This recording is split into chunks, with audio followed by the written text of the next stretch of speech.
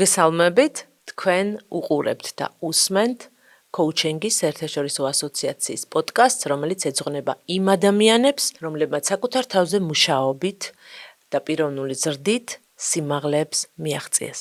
დღეს ჩემი სტუმარია ნათია ცირამოა, ფსიქოლოგი. მოგესალმები ნათია. გამარჯობა. და დიდი მადლობა, რომ ხარ დღეს ჩვენი სტუმარი და მზად ხარ შენი წარმატების ისტორია გაგვიზიარო. დიდი სიამოვნებით, მადლობა რომ მომიწვიე. ჩემთვის ეს ძალიან ბევრს ნიშნავს, რამდენიმე წლის წინ შენი სტუდენტობიდან უკვე შენი სტუმრის ამბუაში ყოფნა, ნამდვილად განსაკუთრებული მნიშვნელობის მქონია ჩემთვის, ასე რომ დიდი მადლობა მოწვევისთვის. ნათია, შენ ჩვენი კოუჩინგის სკოლის კურსდამთავრებული ხარ და ზოგადად ჩვენ კოუჩინგის სკოლას ძალიან ბევრი, ძალიან საინტერესო ადამიანი ყავს და როდესაც ამ ადამიანების რიცხვი ისეთი შთამბეჭდავი გახდა, სწორედ ამან გადამაწყვეტინა, რომ ადამიანებისთვის გამეზიარებინა, ფართო საზოგადოებისთვის გამეცნო ადამიანები, რომლებმაც 1 წლის წინ, 2 წლის წინ, 3 წლის წინ რაღაცა გარკვეული ნიშნულიდან დაიწყეს და ძალიან სერიოზულ შედეგებზე გავიდნენ. ზოგადად ხშირად ეჩვენებათ ხოლმე, რომ კოუჩინგის შესწავლა ეს არის მხოლოდ რაღაცა ახალი პროფესია და მე ჩემი პროფესია უნდა დავთმო და მე კოუჩად უნდა ვიმუშაო. მაგრამ სინამდვილეში სიტყვა კოუჩინგი მოდის ინგლისური სიტყვიდან coach, რომელიც იყო ურიკა და კოუჩებს ადრე ბრიტანეთში ეძახდნენ, ვინც ურიკას მართავდა. ანუ კოუჩი იყო ადამიანი, რომელსაც შეეძლო შენი A წერტილიდან B წერტილში სწრაფად გადაადგილება.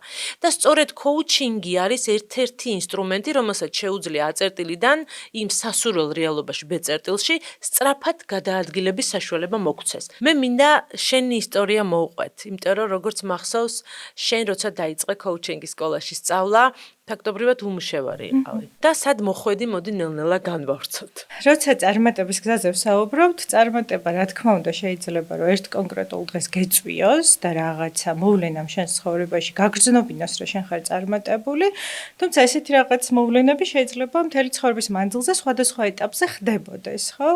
რა მომცა კოუჩინგის სკოლამ და რა მოხდა კოუჩინგის სკოლის შემდეგ, ამაზე რა თქმა უნდა ვისაუბრებ, თუმცა საინტერესო იქამდე რაც იყო. იყო ჩემს ცხოვრებაში პერიოდი, როდესაც რა თქმა უნდა გარკვეულ წარმატებებს ვაღწევდი და ამითი ვიყავი ბედნიერი. მქონდა ძალიან სტაბილური სამსახური, საკმაოდ პრესტიჟულიც, აღიარებულიც, სადაც რაღაც პერიოდი ძალიან კარგადაც გრძნობდი თავს. თუმცა დადგა რაღაც ეტაპი ცხოვრებაში და ეს ხმა ალბათ არასდროს არ გატყუებს, როცა შინაგანი ხმა გეუბნება, რომ რაღაცა უნდა შეცვალო. როცა უკვე აღარ მოგწონს იქ, სადაც ხარ, რაღაც საკუთარი თავი აღარ მოგწონს და შეიძლება გარშემო ყველა და ყველაფერი გაღიზიანებდეს. და სწორედ აი ამ რაღაცა შინაგანმა ხმამ აიძულა და მიბიძგა იმისკენ, რომ ეს ძალიან სტაბილური ცხოვრება, რაღაცა გმირის მოგზაურობას გავს, მაგრამ მართლა გმირის მოგზაურობის ციკლი საკუთარ თავზე მაქვს გამოცდილი. დავწერე განცხადება ამ ძალიან სტაბილურ სამსახურში და ძალიან სტაბილურ ცხოვრებას ერთგვარად დავემშვიდობე.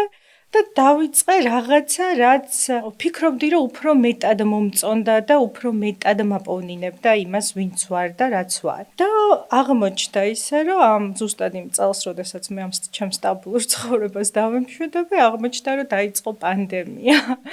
და ეს ჩემი ახალი სამსახური, ახალი სფერო, რომელშიც დავიწყე მოღვაწეობა, ისე როგორც ბევრი სხვა სფეროები სრულიად გაჩერდა და დავრჩი ფაქტიურად უმუშევარი ყოველგვარი პირადი შემოსავლის გარეშე. ნუ რა თქმა უნდა, ოჯახს გააჩნდა შემოსავალი, მაგრამ ჩემი პირადი, რაც ჩემთვის განსაკუთრებით სტრესული იყო, იმიტომ რომ ფაქტიურად მთელი ცხოვრების მანძილზე ამდაგვარად როცა ცხოვრობ და ხარ კარიერაში შემდგარი, რომ შენი პირადი შემოსავალი გაქვს, სრულიად უმუშევრად რო რჩები, რა თქმა უნდა, ეს გარკვეულ შიშთან და შფოთვასთან იყო დაკავშირებული. თუმცა ძალიან ხშირად არის, რომ სწორედ აქედან იწყება ხოლმე წარმატების გზას, ანუ მოყოლა ზუსტად აქედან იწყებენ, იმიტომ რომ რაღაცა თუ არ განულდა, ახალი ვერ იწყება. კი, ძალიან სწორი სიტყვა, ის სრული განულების მდგომარეობაში აღმოჩნდი, როცა ვერც უკან ბრუნდები, იმიტომ რომ ის მორჩა რაც იყო და არც წინ ჩანს გზა. რა თქმა უნდა, იქ არის რაღაცა,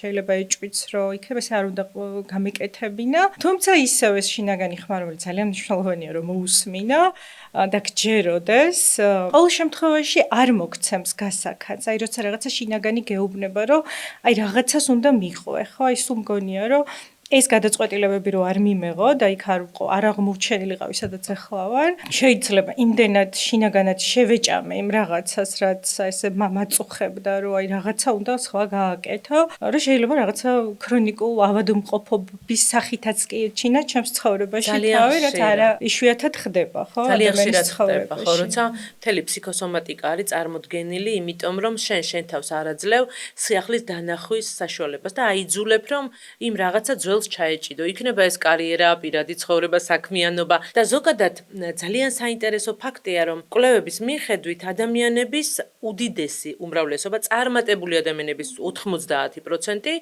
უკვე 21 საუკუნეში ცხოვრების განმავლობაში 4-5 მაინც იცვლის პროფესიას. ან იცვლის, ან ამ პროფესიებს ერთმანეთში აჯვარებს, ასე ვთქვათ. კი, და ძალიან საინტერესო მიქსი იღებს.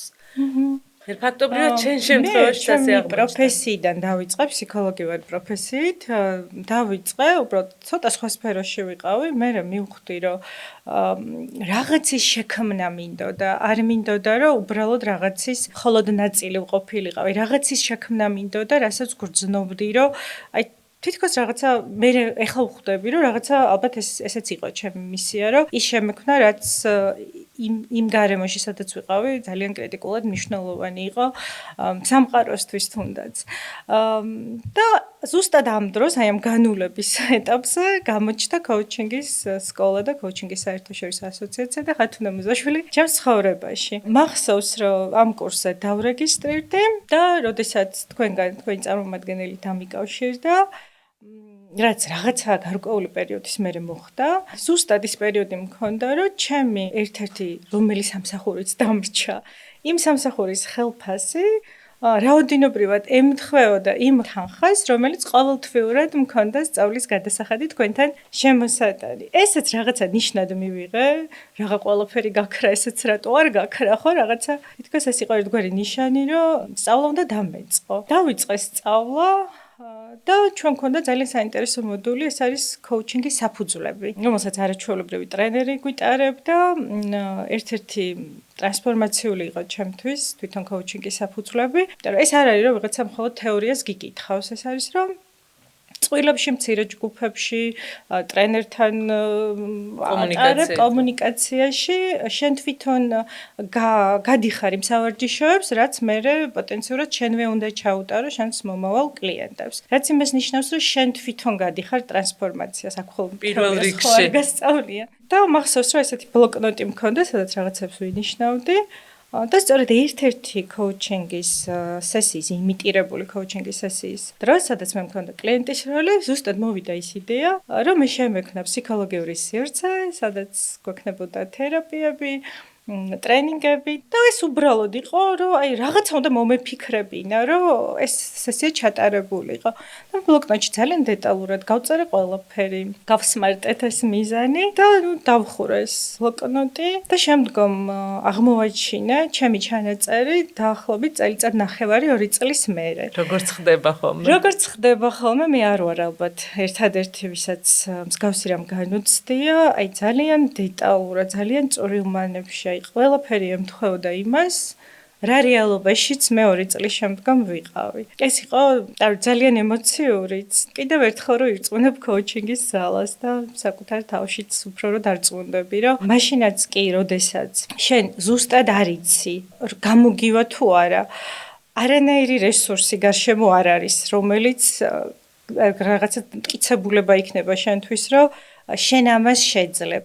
მაგრამ მიუხედავად ამისა, რომ შენ მაინც შენ შინაგან ხმას მიყვები, რომელიც არ გასვენებს და გეუბნება, რომ აუცილებლად შეძლებ და გამოგივა, მიუხედავად იმისა, რომ საკუთარ ხმაში შეიძლება იმ მომენტში ეჭვი გეპარებოდეს, თუ არ გაჩერდები და მიყვები, შექმნი რაღაცა ძალიან მნიშვნელოვანს და დიდს და ფაქტიურად ჩემთვის ხდები სამყაროს ნების განმახორციელებელი, თუ კი შეიძლება ამას ესე ეწოდოს.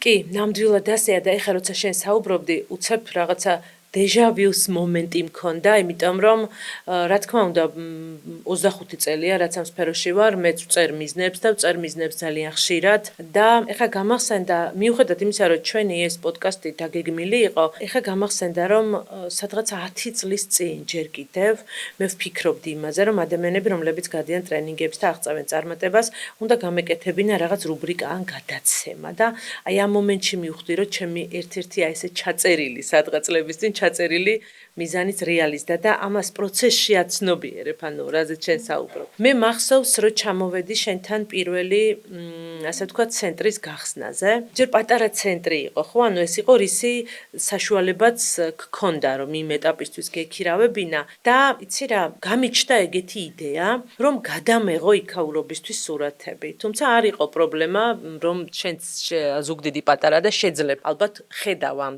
ცენტრს და ვფიქრობდი რომ გადავიღებ ახლა სურათებს და მე თუ მოხდება ისე რომ ნათია გახდება წარმატებული და ექნება დიდი ცენტრი, იმიტომ რომ მე შენი შემდგომი მიზნებიც ვიცოდი, თავიდანვე იძახდი შენ რომ გინდოდა გქონოდა რაღაცა ძალიან დიდი და გამართული და ბევრი ოთახებით ცენტრი, რომ შენთვის ეს სურათები მეჩვენებინა, მაგრამ ნუ ამ მაშინ ეს არ გავაკეთე, მაგრამ ამის აუცილებლობა არც არის, იმიტომ რომ დარწმუნებული ვარ შენ ძალიან ხშირად შეგიძლია ნახო საიდან იწყებდი და აქ მახსენდება ძალიან მნიშვნელოვანი იგავი, როდესაც მეფეს ყავს ვეზირი და ეს ვეზირი ძალიან უყვარს და ეს ვეზირი არის გადამთიელი და დანარჩენი ვეზირები ერჩიან მას. ზოგადად ეს ხო იგავებშიც ეს თემაა, რომ განსხვავებულს ყოველთვის ერჩიან. და გადაწყვეტენ სხვა ვეზირები, რომ როგორღაც გააშავონ ეს საყვარელი ვეზირი მეფის თვალში და დაუდარაჯდებიან და ხედავენ, რომ შევიდა თავის ოთახში, გახსნა კარადად და დაიჩოქა და რაღაცაზე ლოცულობს და ნუ გადაწყვიტეს, რომ გამოიჭირეს ეს ვეზირი, ჩქარა უთხრეს მეფეს, რომ შენი ვეზირი, ერთგული ვეზირი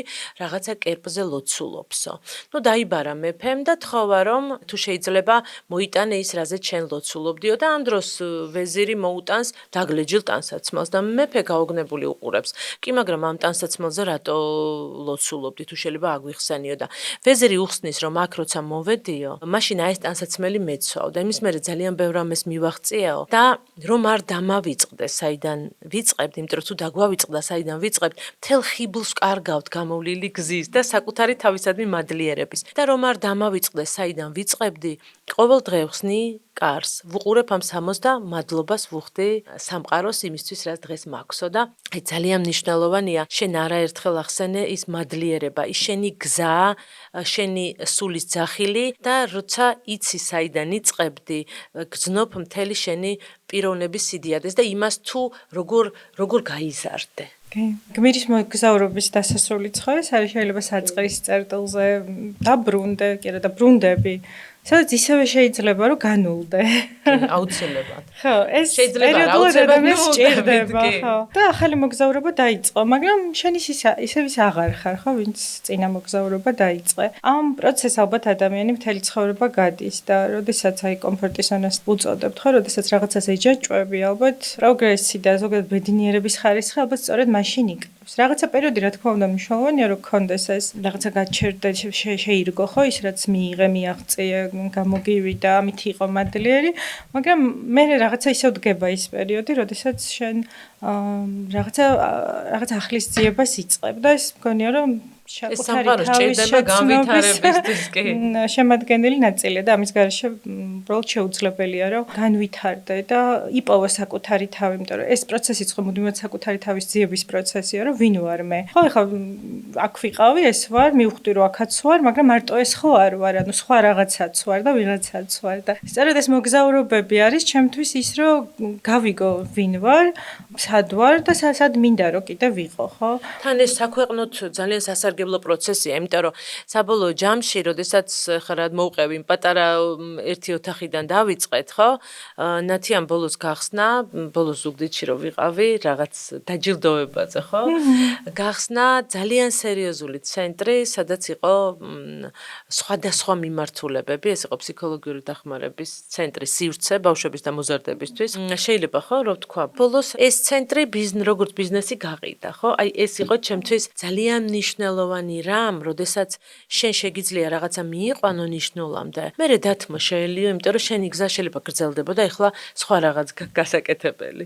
ეს იყო ჩემი გზა და არ იყო მარტივი გზა. ამ გზაზე კოუჩინგის ასოციაციის მხარდაჭერა, განსაკუთრებით საწყის ეტაპზე ძალიან დიდი საყრდენი და იმედი იყო ჩემთვის. მახსოვს ჩვენ ვიცაუბრეთ, მინდოდა რომ კოუჩინგის ზუგდიდში ყოფილიყო ის რომ შენ რო იგებ ამის გემოს და იცი რომ ეს რა საოცარია, გინდა რომ ძალიან ახლობლებს უთხრა და ზოგადად ხვდები რომ ეს პიროვნული განვითარება არის ის, რაც სამყაროს უკეთესობისკენ ცვლის, იმიტომ რომ ეს გეხმარება პიროვნულ განვითარებაში, მორალურ განვითარებაში, საკუთარ თავს უკეთესობისკენ რო ცვლი, რა თქმა უნდა, შენი გარშემოც ახდენ გავლენას, ხო? ვიცით ეს ჩვენ რომ ერთი ბედნიერი ადამიანი 5 ადამიანს აბედნიერებს გარშემო. ისე რაღაცა მომინდა რომ ეს ბედნიერება, ეს განცდა, ეს საკუთარი ძალების შეგრძნება, რაღაც ხობისთვისაც გამეზიარებინა. და სწორედ ეს იყო ფიცკი, რომ აი ზუგდიდშიც რაღაც ყოფილიყო ეს შესაძლებელი და აი შემოგთავაზეთ, ზუგდიდშიც ყოფილიყო. საერთოდ არ ვიყავი დარწმუნებული, რომ დამთანხმდებოდით, მაგრამ მიუხედავად ამისა, სწორედ ეს არის კოუჩინგის ისე, როცა არ ხარ დარწმუნებული, მაშინაც კი გეყავს ძალა და გამბედაობა, რომ რაღაც ნაბიჯი გადადგა. და ეს იყო რაღაცა ძალიან კარგი ტრამპლინი ჩემთვის, ჩემი საქმიანობისთვის.